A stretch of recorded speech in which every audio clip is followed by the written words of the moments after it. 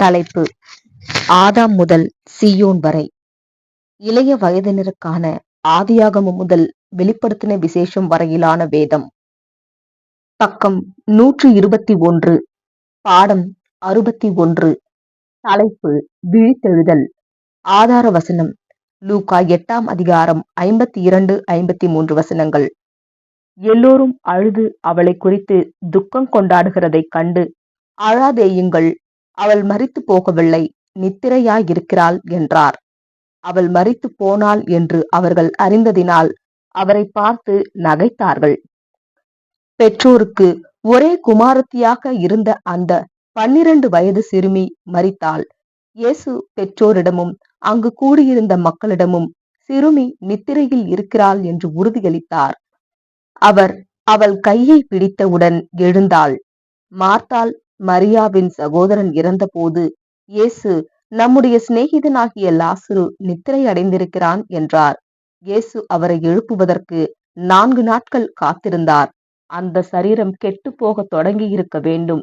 யோவான் 11ஆம் அதிகாரம் 11 முதல் 14 வசனங்கள்.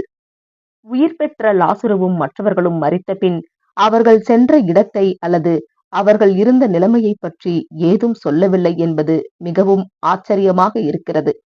நிச்சயமாக அவர்கள் பரலோகம் சென்றிருந்தால் ஒரு அருமையான பரலோக வீட்டை வர்ணித்திருப்பார்கள், அல்லது எரிகிற நரகத்திற்கு சென்றிருந்தால் நம்மை எச்சரித்திருப்பார்கள். தாவீது தன்னுடைய பிதாக்களோடு நித்திரையடைந்தார் என்று வாசிக்கிறோம். 1 ராஜாக்கள் 2ஆம் அதிகாரம் 10ஆம் வசனம். அப்போஸ்தலனாகிய பவுல் 1 தெசலோனிக்கேயர் 4ஆம் அதிகாரம் 13 முதல் 15 வசனத்தில் மரணத்தில் ஆழ்ந்த நித்திரையில் இருப்பவர்களை பற்றி பேசுகிறார். மரண நிலைமையை விவரிப்பதற்கு நீண்ட காலமாக நித்திரை அடைந்தார் என்று சொல்லப்படுகிறது. நித்திரையும் மரணமும் ஒரே மாதிரி இல்லாவிட்டாலும் இவைகள் ஒரே நிலையை குறிக்கிறது. நீங்கள் உறங்கும் போது உங்களை சுற்றி நடக்கும் காரியங்கள் பற்றி உங்களுக்கு தெரியாது. பிரசங்கி 9ஆம் அதிகாரம் 5ஆம் வசனம் 10ஆம் வசனம். 146ஆம் சங்கீதம் 4ஆம் வசனங்களும் மரணத்தை இப்படியாகவே விவரிக்கின்றன. ஒரு மனுஷனாவது மிருகமாவது ஜீவ சுவாசத்தை இழந்தால் அவை மரிக்கும். இது அமைதியான சுய நினைவற்ற நிலையாகும். ஜீவன் அற்ற நிலை. மரணத்தின் நித்திரையிலிருந்து உயிர்த்தெழுதலில் எழும்புவதற்கு மனுக்குலம் வாக்குறுதி பெற்றிருக்கிறது. ஏதேனில் இழந்த மனித நிலைக்குரிய ஜீவன் வரும் யுகத்தில் திரும்ப கொடுக்கப்படும். லூக்கா 19ஆம் அதிகாரம் 10ஆம் வசனம். மரித்த வெகு சிலரை மட்டுமே இயேசு உயிர்ப்பித்தார். 1000 வருட ஆட்சியில் உயிர்த்தெழுதலில் தேவனுடைய சட்டங்களுக்கு கீழ்ப்படிபவர்களுக்கே நித்திய ஜீவனை கொடுப்பார் என்று இங்கு எடுத்து காட்டப்பட்டுள்ளது. மரித்த மக்கள் எங்கும் உயிரோடு இருப்பதில்லை என்பதை நாம் காண்கிறோம். இவர்கள் இயேசுவுக்குள் நித்திரையாக இருக்கிறார்கள். ஏனென்றால் இவரே அவர்களுக்கு வாக்களிக்கப்பட்ட இரட்சகரும் மீட்பருமாவார். இவருடைய தியாகமே ஈடுபலி என்று அழைக்கப்பட்டு வருங்காலத்தில் உயிரோடு எழும்புவதற்கு வழி செய்தது. தானியேல் 12ஆம் அதிகாரம் 2ஆம் வசனம். எவ்வளவு அற்புதமான ஒரு வாக்குத்தத்தம்! வேதாகமம் மரணத்தை நித்திரை என்று விவரிக்கிறது. ஆகவே நித்திரையிலிருந்து எழ காத்திருப்பது போல மரணத்திலிருந்தும் எழுவார்கள் என்று எதிர்பார்க்கப்படுகிறது. பாடம் 62. தலைப்பு: நியாய தீர்ப்பு. ஆதார வசனம்: மத்தேயு 11ஆம் அதிகாரம் 24ஆம் வசனம். நியாய தீர்ப்பு நாளிலே உனக்கு நேரிடுவதை பார்க்கிலும் சோதோம் நாட்டிற்கு நேரிடுவது இலகுவாயிருக்கும் என்று உங்களுக்கு கப்பர்நகூமுக்கு சொல்லுகிறேன் என்றார். கப்பர்நகூமில் இயேசு அநேக அற்புதங்கள் செய்திருந்தாலும் இன்றைக்கு அது பாழடைந்திருக்கிறது. இயேசு மத்தேயு 11ஆம் அதிகாரம் 24ஆம் வசனத்தில் சொல்லிய தீர்க்க தரிசனத்தின் நிறைவேற்றமாக இருக்கிறது. தேவன் கப்பர்நகூமின் ஜனங்களுக்கு அநேக ஆசீர்வாதங்களையும் கிருபைகளையும் ஞானமான முறையில் பொறுப்பாக பயன்படுத்த வேண்டும் என்று கொடுத்திருந்தார். சோதோம் கொமோரா பட்டணங்கள் இப்படிப்பட்ட ஆசீர்வாதங்களையும் கிருபைகளையும் பெறாததினால் அவர்களிடம் தேவன் அதிகமாக எதிர்பார்க்கவில்லை. மத்தேயு 10ஆம் அதிகாரம் 15ஆம் வசனம். இந்த பட்டணங்கள் மிகவும் கொடிதான துன்மார்க்கமும் அசுத்தமானதாகவும் இருந்தது. இருந்தாலும் கப்பர்நகூம் பட்டணத்திற்கு அளித்த வெளிச்சத்தையும் ஞானத்தையும் இவர்களுக்கு கொடுக்கப்பட்டிருந்தால் இவர்கள் மனம் திரும்பி இருப்பார்கள் என்று வசனங்கள் உறுதியளிக்கிறது.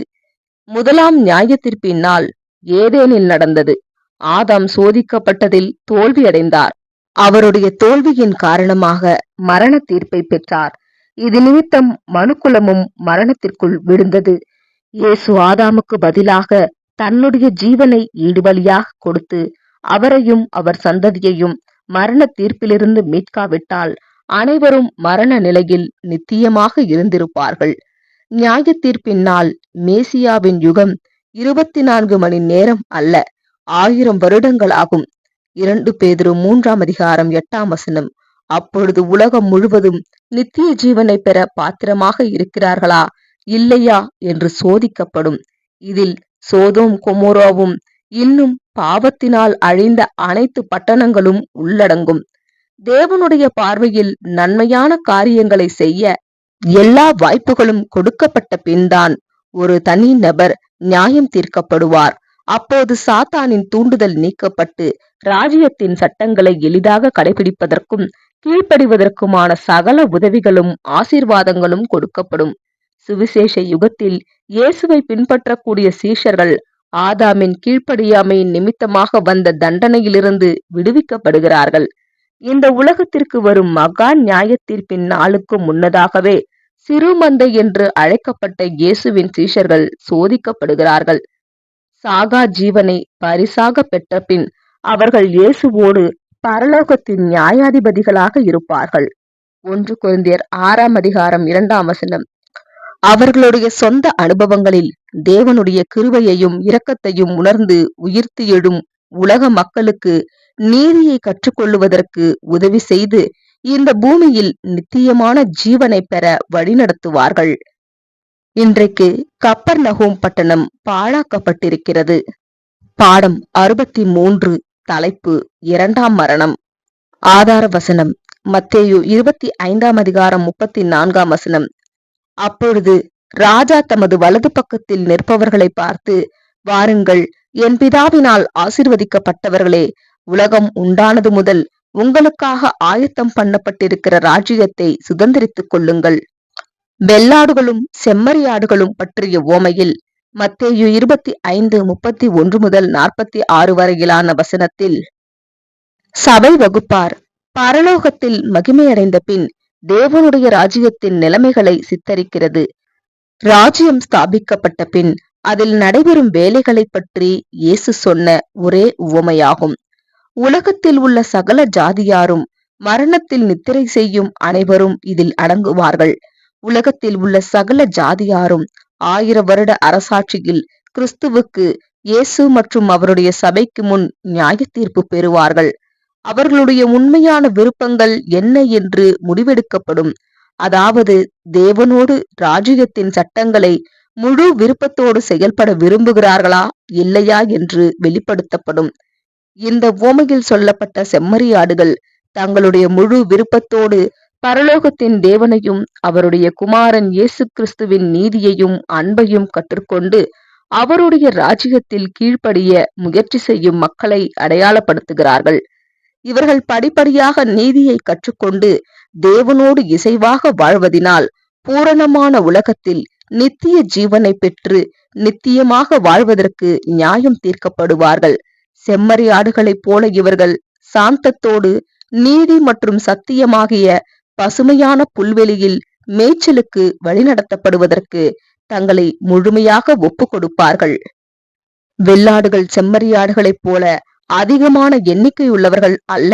இவர்கள் எந்த சூழ்நிலைகளிலும் சுகமாக வாழ்ந்து நித்திய ஜீவனை பெறுவதற்கான கட்டளைகளை கீழ்ப்படிய மறுப்பவர்களை அடையாளப்படுத்துகிறார்கள். இவர்கள் பாவ வழிகளை விட்டு வருவதற்கு எந்தவிதமான முயற்சியும் செய்யாததினால் இவர்கள் 2ஆம் மரணத்திற்கு அல்லது நித்தியமான அழிவிற்கு நியாயம் தீர்க்கப்படுவார்கள். ஜீவனிலிருந்து அறுப்புண்டு போவார்கள். வெளிப்படுத்தல் 21:8. அப்போஸ்தலர் 3:23. அநேக வசனங்கள் அழிவை அக்கினிக்கு அடையாளப்படுத்துகிறது. பாவத்திற்கு தண்டனை அக்கினி என்று தேவன் என்றுமே நமக்கு நியமித்ததில்லை. அவர் அன்பும் கிருபையும் நிறைந்த தேவனாக இருப்பதினால் எந்தவிதமான உயிரினங்களையும் கொடூரமான முறையில் நித்தியமாக வாதிப்பதில்லை. அக்கினி பொருட்களை முற்றிலுமாக அழிப்பதினால் வேதாகமம் முற்றிலுமான அழிவை அக்கினிக்கு ஒப்பிடுகிறது. எருசலேம் நகரத்தில் இருந்த குப்பை குழி இன்னும் பள்ளத்தாக்கில் இருந்தது. அதில் உள்ளவைகளை அழிக்க அக்கினி எரிந்து கொண்டே இருக்கும். அதில் குப்பைகள் மட்டும் அல்லாமல் மிருகத்தின் சடலங்களும் மரித்த துன்மார்க்கர்களையும் அதில் எரிவார்கள். இன்னும் பள்ளத்தாக்கை கெஹன்னா என்று அழைப்பார்கள். இது வேதாகமத்தில் நரகம் என்று தவறாக மொழிபெயர்க்கப்பட்டிருக்கிறது. இந்த கெஹன்னாவிலிருந்து ஒருவரும் என்றுமே ஜீவனுக்கு திரும்பி விடுவிக்கப்படாததினால் இதை இரண்டாம் மரணத்திற்கு குறிப்பிடப்படுகிறது. செம்மறியாடு மற்றும் வெள்ளாடுகளின் உவமையானது ராஜ்யத்தின் நிலைமைகளை சித்தரிக்கின்றது. பாடம் 64. தலைப்பு ராஜ்யத்தை குறித்த விளக்கம். ஆதார வசனம் மத்தேயு 6ஆம் அதிகாரம் 9-10 வசனங்கள். பரமண்டலங்களில் இருக்கிற எங்கள் பிதாவே, உம்முடைய நாமம் பரிசுத்தப்படுவதாக, உம்முடைய ராஜ்யம் வருவதாக, உம்முடைய சித்தம் பரமண்டலத்திலே செய்யப்படுகிறது போல பூமியிலேயும் செய்யப்படுவதாக. இயேசுவும் அவருடைய சீஷர்களும் ராஜ்யத்தை பற்றிய உவமைகள் வழியாகவும் அற்புதங்களின் மூலமாகவும் கற்பித்தார்கள். அற்புதங்கள் அனைத்தும் தேவனுடைய ராஜ்யத்தில் நடக்க இருக்கும் காரியங்களுக்கு மாதிரியாக இருந்தது. பழைய ஏற்பாட்டில் எழுதப்பட்டிருக்கும் அநேக சரித்திரங்கள் வரக்கூடிய காரியங்களை சித்தரிப்பது போல இந்த அற்புதங்களும் ராஜ்யத்தின் ஆசீர்வாதங்களை சித்தரிக்கிறது. தேவனுடைய ராஜ்யத்தில் சிலர் மட்டும் அல்ல, மனுக்குலத்தில் உள்ள அனைத்து வியாதியஸ்தர்களும் அங்கவீனம் உள்ளவர்களும் சொஸ்தம் அடைவார்கள். செவிடரின் செவிகள் கேட்கும், குருடர்கள் பார்வையடைவார்கள். ஏசாயா 35ஆம் அதிகாரம் 5-6 வசனங்கள். குஷ்டரோகம் பாவத்தை குறிக்கிறது. இயேசு 10 குஷ்டரோகிகளை சொஸ்தமாக்கினார். அதில் ஒருவர் மட்டுமே அவருக்கு நன்றி சொல்ல திரும்பி வந்தார். இந்த யுகத்திலும் வெகு சிலரே இயேசு முழு உலகத்தையும் பாவத்திலிருந்து மீட்க மரித்தார் என்பதை உணர்வார்கள். லூக்கா 17ஆம் அதிகாரம் 11-17 வசனங்கள். வியாதியஸ்தரை சொஸ்தப்படுத்தினது உடல் ரீதியாகவும் மன ரீதியாகவும் அனைத்து மக்களும் நல்ல வைத்தியராலே குணப்படுவார்கள் என்பதை குறிப்பிடுகிறது. இந்த முழு உலகத்தையும் பாவத்திலிருந்து ரட்சிக்க தேவன் இயேசுவின் மூலம் கிரியை செய்கிறார். பார்வையற்ற கண்களும் செவிடான செவிகளும் திறப்பது ராஜ்யத்தின் மனக்கண்களும் காதுகளும் திறக்கப்படுவதை குறிக்கின்றது. அப்போது தேவன் எவ்வளவு அன்பு கூர்ந்தார் என்றும் அவர் செய்த அற்புதமான காரியங்களையும் மனுக்குலம் உணரும். மறுரூபமலையில் நம்முடைய ஆண்டவர் மறுரூபமானதும் ராஜ்யத்தை குறித்த மற்றொரு எடுத்துக்காட்டாகும். இயேசுவின் தோற்றம் திடீரென்று மாறினது போல் இருந்தது. ஆனால் உண்மையில் அவர் மாறவில்லை.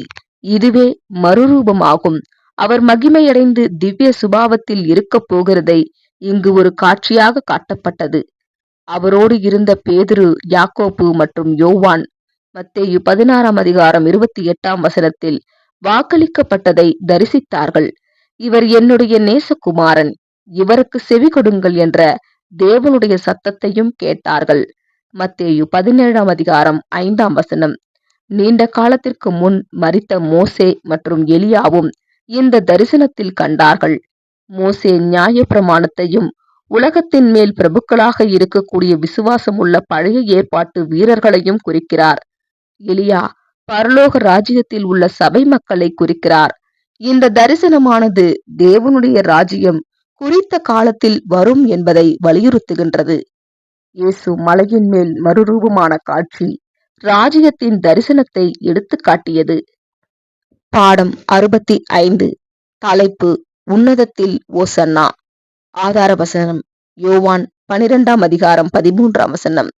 ஓசன்னா, கர்த்தருடைய நாமத்தினாலே வருகிற இஸ்ரவேலின் ராஜா ஸ்தோத்தரிக்கப்பட்டவர் என்று ஆர்ப்பரித்தார்கள்.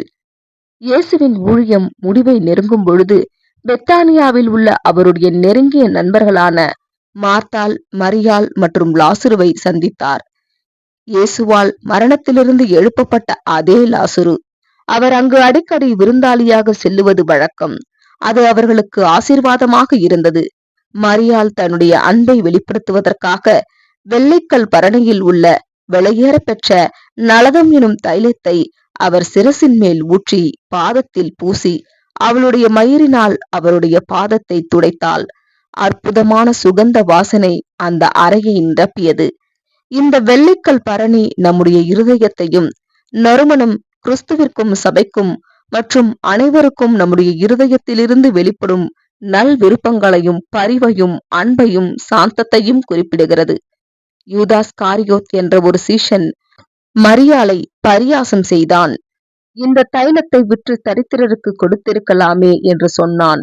எப்படி இருந்தாலும் மரியாளின் அன்பையும் அர்ப்பணிப்பையும் இயேசு மெச்சிக்கொண்டு, அவள் என்னை அடக்கம் பண்ணுவதற்காக அபிஷேகம் செய்தாள் என்றார். இன்னும் சில நாட்களுக்கு பின் இவர்களை விட்டு எடுத்துக்கொள்ளப்படுவார் என்பதையும் இயேசு அறிந்திருந்தார். இஸ்ரவேலின் ராஜாக்களை கழுதையின் மேல் பவனி வருவது வழக்கமாக இருந்தது. இஸ்ரவேலின் ராஜாக்களைப் போல மறுநாள் ஒரு கழுதை குட்டியை கொண்டு வர சொல்லி அதன் மேல் எருசலேமுக்குள் பவனி வந்தார். ஜனக்கூட்டம் அவரை மேசியா என்று சொல்லி ஆர்ப்பரித்தார்கள்.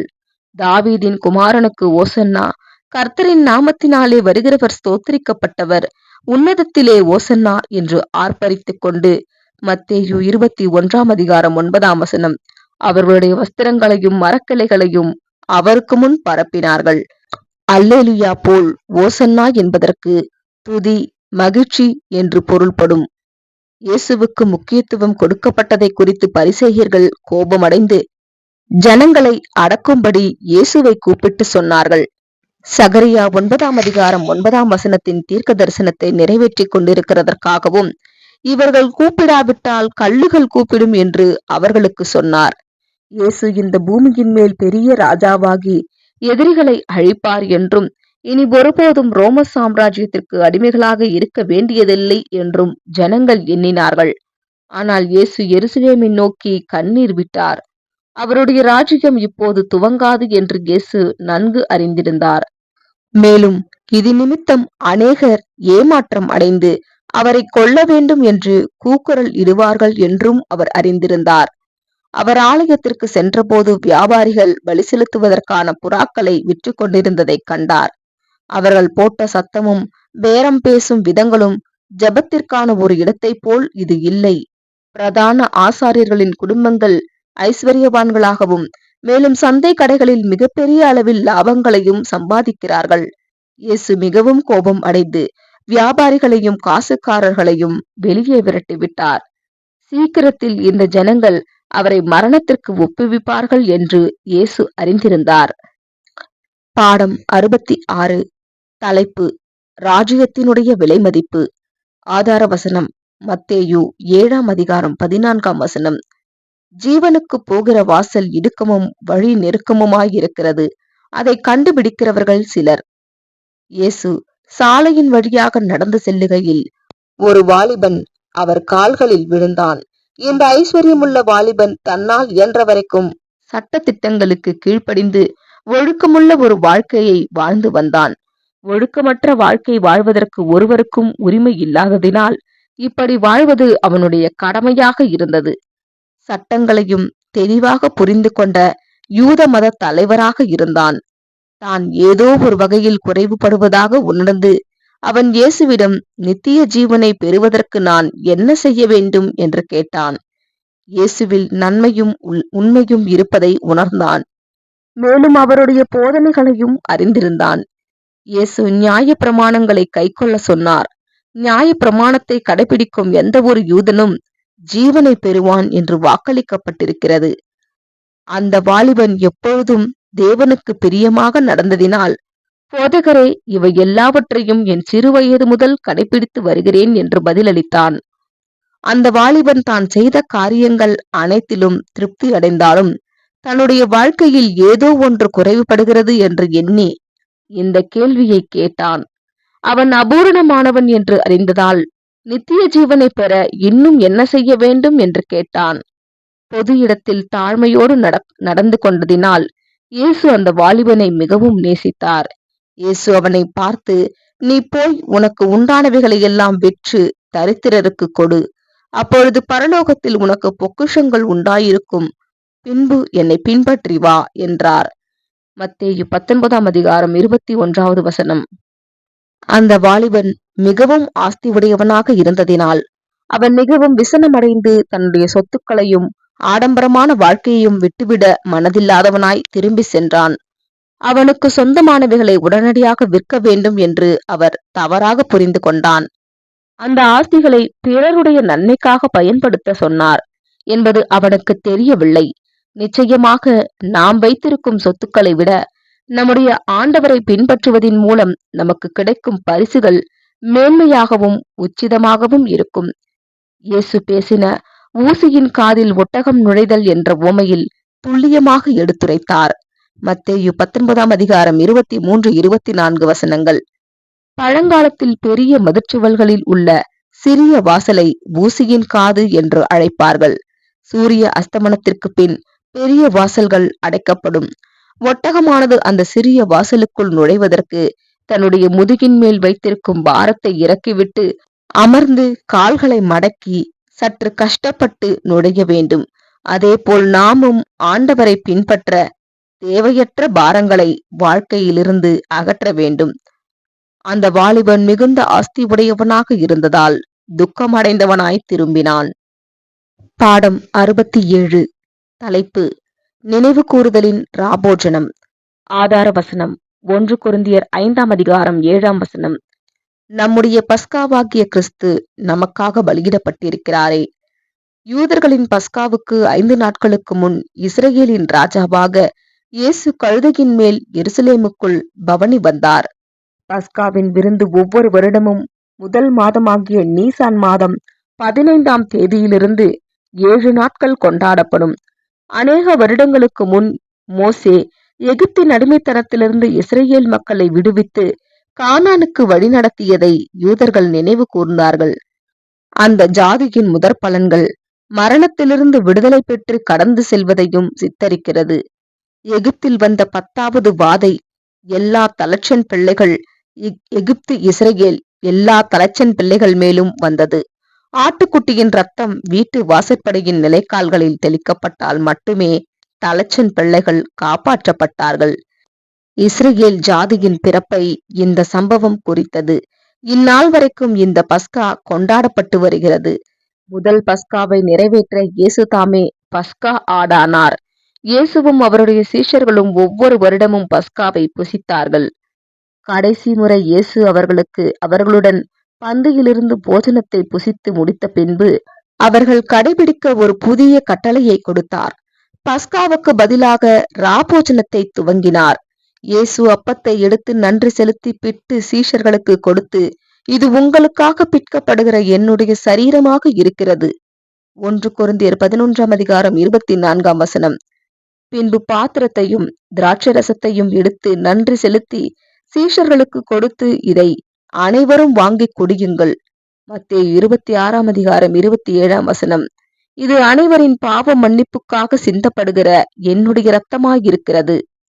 முழு உலகத்தின் பாவத்திற்கு இயேசுவின் மரணம் ஈடுபலியாக கொடுக்கப்பட்டதை இயேசுவை பின்பற்றுபவர்கள் இருதயத்தில் உணர்ந்தவர்களாக ஒவ்வொரு வருடமும் அவருடைய மரணத்தை நினைவு கூறும்படி இதை செய்கிறார்கள். தங்களுடைய ஜீவனை பலி செலுத்தி புது சிருஷ்டிகள் ஆகிறார்கள்.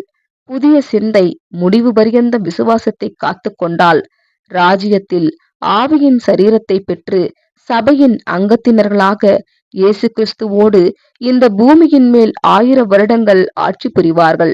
வெளிப்படுத்தல் 20:4 சபையின் பலி உலகத்தை மீட்க அவசியம் இல்லை.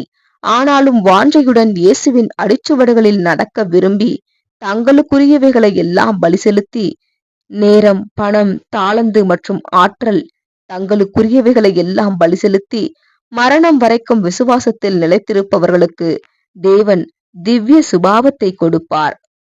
ஒவ்வொரு வருடமும் நினைவு கூறுதலின் ராபோஜனத்தில் பங்கெடுக்கும் போது நம்முடைய ஆண்டவரின் மரணத்தை நினைவு கூறுகிறோம். பாடம் 68.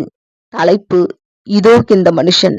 ஆதார வசனம்: யோவான் 19:4-5 ராபோஜனத்திற்கு பின் இயேசு 11 சீஷர்களையும் கெத்செமனே தோட்டத்திற்கு ஜெபிக்க அழைத்து சென்றார். அவர்கள் அங்கிருந்த பொழுது யூதாஸ் பட்டயங்களை சுமந்த ஒரு படையை அழைத்து வந்தான். அவர்கள் இயேசுவை பிரதான ஆசாரியனாகிய காய்பாவிடம் அழைத்து சென்றனர். இந்த ஆசாரியனும் மற்ற ஆலோசனை சங்கத்தார்களும் இயேசுவின் மேல் குற்றங்களை சுமத்தி அவரை மரணத்திற்கு ஒப்பு கொடுக்க மனதாயிருந்தார்கள். அதற்கு பின் ரோம ஆளுநர் ஆகிய பிலாத்துவிடம் அழைத்து சென்றார்கள். இயேசு நல்லவர் என்றும் யூத மத குருக்கள் தங்களுடைய சுயநலத்திற்காக அவரை கொல்ல நினைக்கிறார்கள் என்றும் பிலாத்து கண்டறிந்தான். மார்க் 14:55. ஒரு வாரத்திற்கு முன் இயேசு எருசலேமுக்குள் கழுதையின் மேல் பவனி வந்த போதும் மக்கள் அவரை ராஜாவாக போற்றினார்கள். இது நிமித்தம் ரோமர்கள் நிச்சயமாக இயேசுவை கொன்று விடுவார்கள் என்று ஆசாரியர்கள் எதிர்பார்த்தார்கள். இயேசு கலிலேயாவை சேர்ந்தவர் என்று பிலாத்து அறிந்து தன் இருதயத்தில் குற்றமில்லாதவர் என்று தோன்றின ஒருவருக்கு மரணத்திற்குள் நியாயத்தீர்க்கும் பொறுப்பை தட்டி கழித்தார். கல்தேயாவின் அதிபதியாகிய ஏரோதிடம் அனுப்பினான். ஆனால் ஏரோது இயேசுவை குறித்த காரியங்களையும் செய்த அற்புதங்களையும் கேள்விப்பட்டு பயந்து மீண்டுமாக பிலாத்துவிடம் அனுப்பினார். பிலாத்து யூதர்களை வெறுத்தாலும் அவர்கள் கொண்டு வந்த இயேசுவை மிகவும் விரும்பினார். யூதர்களிடமிருந்து பிரச்சனைகளை தவிர்ப்பதற்கு இயேசுவை அடிக்கும்படி கட்டளை கொடுத்து யூதர்களை திருப்திப்படுத்த நினைத்தான். ஆனால் இதுவும் அவர்களை திருப்திப்படுத்தாமல் சிலுவையில் அறையும், சிலுவையில் அறையும் என்று கூக்குரலிட்டார்கள். இயேசு அவர்கள் எதிர்பார்த்த ஒரு ராஜாவாகவோ வீரராகவோ இருக்கவில்லை. ரோமர்களிடமிருந்து தங்களை விடுவிக்க மாவீரன் அலெக்சாந்தரை போல ஒரு ராஜாவை அவர்கள் எதிர்பார்த்தார்கள்.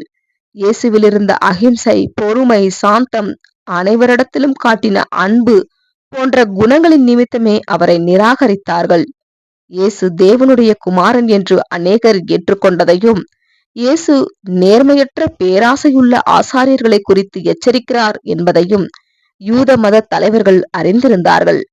இதை நிறுத்த விரும்பினார்கள். பஸ்காவின் போது சிறையிலிருந்து ஒரு குற்றவாளியை விடுவிப்பது வழக்கமாயிருந்தது. பிலாத்து இயேசுவை அல்லது பரபாசை விடுதலை செய்வதற்கான தேர்வை யூதர்களிடம் வைத்தான்.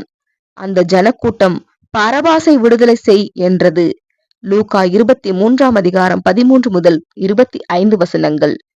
இயேசு எதிராளிகளிடமிருந்து தன்னை மீட்க தேவனிடம் கேட்டிருக்கலாம். ஆனால் தன்னுடைய மரணம் மனுக்குலத்தின் மீட்புக்கு அவசியம் என்று அறிந்த இயேசு தான் தப்பித்துக் கொள்ள முயற்சிக்கவில்லை.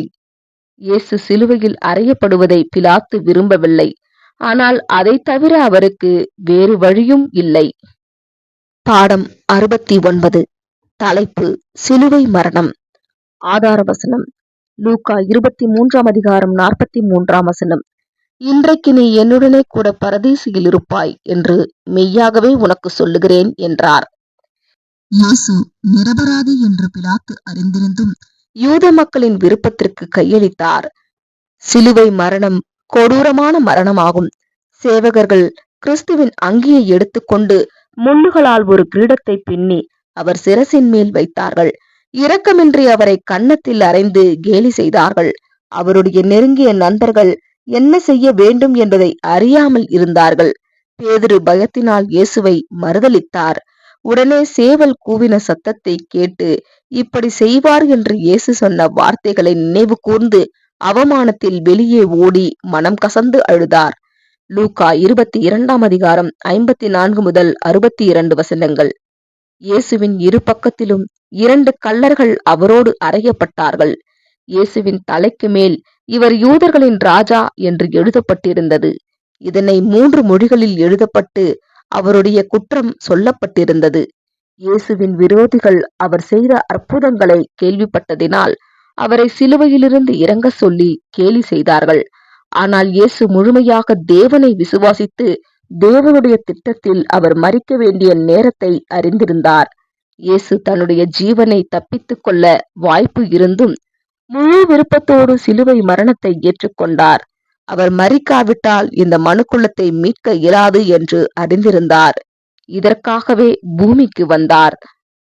அருகில் இருந்த ஒரு கள்ளன் இயேசுவை நோக்கி, நீ கிறிஸ்து அல்லவா? உன்னை ரட்சித்துக் கொண்டு எங்களையும் காப்பாற்றும் என்றான்.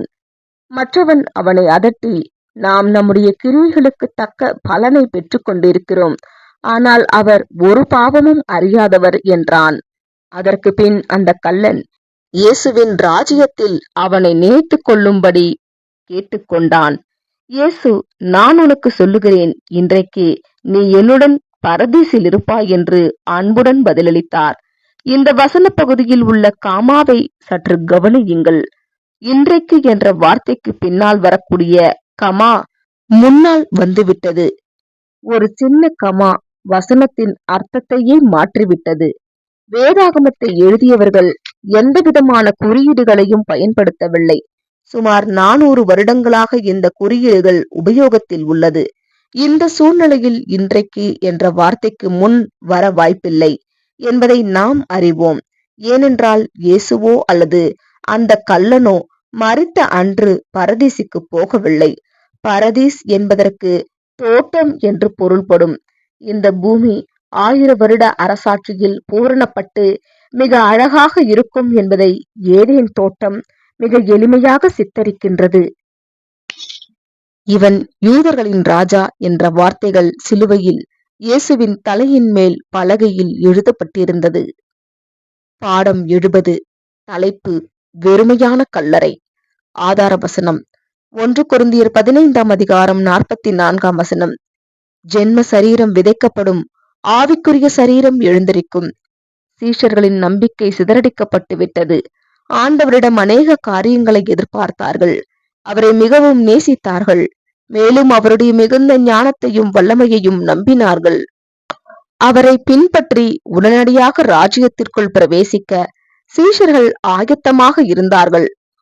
ஆனால் இயேசு இப்பொழுது மரித்தார்.